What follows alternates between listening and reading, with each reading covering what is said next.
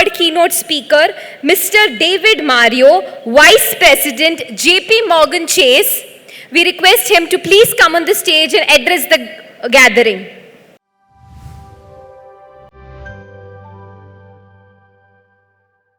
Mario David is a distinguished human resources and organizational development leader with over 2 decades of experience spanning the Indian Army and global organizations across banking, telecommunications, healthcare, and technology. As Vice President of Organizational Development at JP Morgan Chase, he leads strategic initiatives in leadership development, talent transformation, employee experience, and future-ready workforce capability. A former captain in the Indian Army, Mario is a sought-after keynote speaker and mentor, inspiring professionals and students on leadership, AI readiness, future skills, and personal branding. His mission is to empower people and organizations to embrace change, unlock their potential, and thrive in an AI-driven.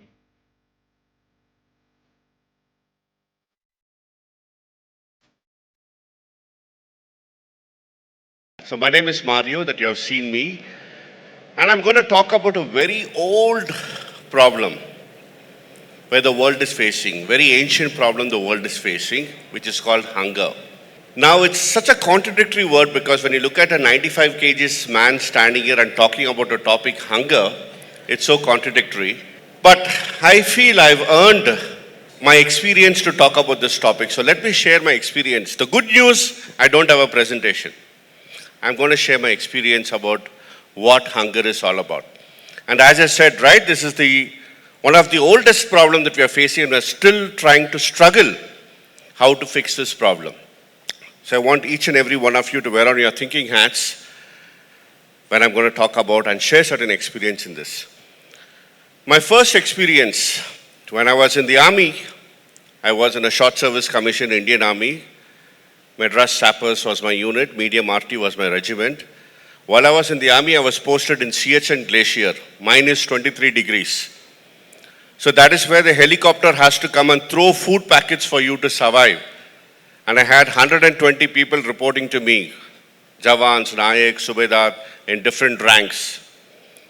Sometimes there is a severe hailstorm that happens, and during that time, the helicopter can't come and throw your food.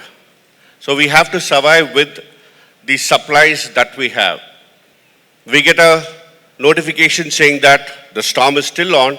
It may take 2 weeks, it may take 3 weeks, it may take 4 weeks, and it can go on and on. And that is the time when your food supply gets sober, you exactly understand what hunger is all about. Hunger is such a strong emotion. It's such a strong feeling. It stops performance. It stops learning. It stops you to think. It stops everything. And the worst death someone could die is dying out of hunger.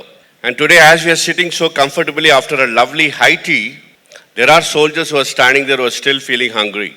And I think that's where I have the experience of being hungry for 2 days, 3 days, trying to survive with basic means while we are in minus 20, minus 40 degrees centigrade. So on that note, I would like to say a few stats, and I don't want to go wrong with stats because our organization is all about numbers. We cannot make a mistake in numbers. More than 1.3 billion people in the world suffers of hunger, which means out of every 7 people, 1 person is either malnutrition or who's hungry. Countries like India, we had some fantastic presenters presenting certain stats over here. And Dr. Saumini clearly spoke about certain aspects. Then we have our IAS officer Jitesh spoke about some aspects which covers most of the thing.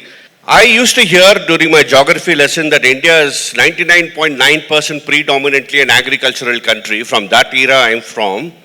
And today if you look at the stats, we have 46% of farmers in India. Whereas the malnutrition is 38.5%. And if I give you a breakup, it is more shocking. 32% are children who are malnutrition and 5.6% are adults. Another shocking thing, in South America, a country called Bolivia, where 48% of people are farmers, 32% is malnutrition. Congo, Central Africa, 59% of them are farmers, but 70% of them are malnutrition. Ethiopia, 77.6% of farming is happening over there, whereas 61.4% of people have malnutrition. Now, when I went through the stats, I was pretty confused because on the other side of the world, if I talk about Europe, if I talk about America, Europe has in between 2 to 7% of farmers. America has only 2% of farming. But 1 out of every 3 are obese. They have excess food over there. 1 out of every 3 are obese. Whereas the countries which are actually into farming have issues with malnutrition. Isn't it? So funny, right? Think about it. So this makes you to think, what exactly goes wrong? Why is this happening? There was a very touching video that I have seen. They play a lot of videos in the Indian Army to encourage you, to motivate you, to send you to a couple of missions. There was one video that I've seen in the Army. I'm leaking that video out here. A video shows about a devastating flood in Philippines. And during that flood, there is a reporter who is video shooting this flood, and then he focuses on a lady who's carrying a small little infant child, 3 to 4 months old, and 2 more children in her hand, a son and a daughter, who's around 6 to 8 years old. I want you to imagine, because imagination is more powerful than knowledge. So this lady carries this infant, carries these 2 children, and you can see some big, huge pipes right next to the ORR. If you pass by, you see huge pipes. So she enters one of the big pipe, and after an hour, the video cuts, and after an hour it shows that lady comes out only with the 2 big children, and the infant is missing. And when the reporter went and asked her, "Where is your infant?" she said, "The floods are on for the last 6 months. For 5 days we had no food. The only way to survive is to sacrifice my baby in my hand." It's a true story. And I think that's the importance of what hunger is and what hunger could do. Your crimes could be a reason of hunger. There are a lot of things in this world is happening because of hunger, and we are not able to eradicate this hunger because as soon as our stomach is satisfied, we are not bothered about the rest. And I think that's where the importance of corporate social responsibility comes in place. Thanks to the government who made it mandatorily that everybody should contribute to this cause. But how is the big question?